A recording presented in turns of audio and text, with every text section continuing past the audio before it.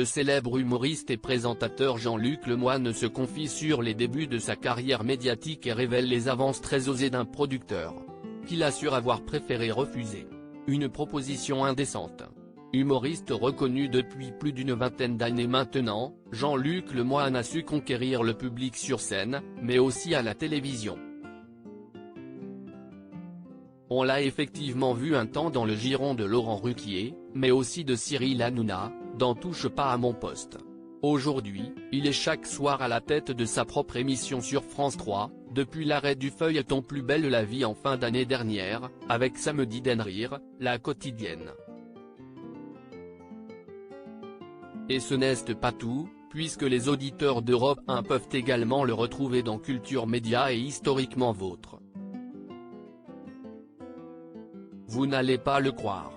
Et si Jean-Luc Lemoyne a dû travailler d'arrache-pied pour en arriver là, il raconte qu'il aurait pu bénéficier d'un tremplin assez particulier pour connaître la gloire, un peu plus rapidement.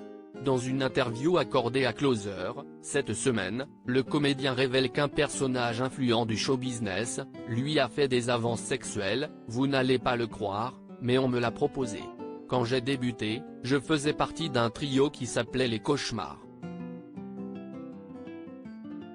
Un producteur nous a invités à dîner au restaurant Le Thermomètre et nous a expliqué, très sérieusement, que notre spectacle n'était pas terrible, mais si on était vraiment gentil, on pourrait faire de la télé d'ici les 2 prochaines semaines, a-t-il révélé dans les colonnes du magazine, concluant tout de même par une petite note humoristique, « Je n'aille pas céder aux avances et ma médiatisation a été retardée de 10 ans. » Et sans coucher.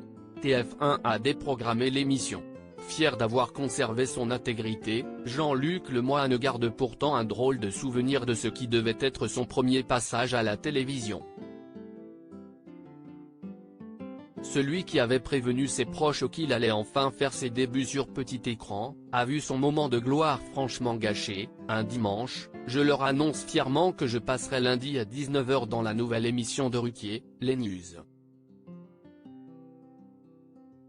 Mais le même jour, TF1 la déprogramme pour diffuser Alerte à Malibu. Mes parents n'ont rien compris, a-t-il conclu dans un rire. À lire aussi arrêt de Plus belle la vie.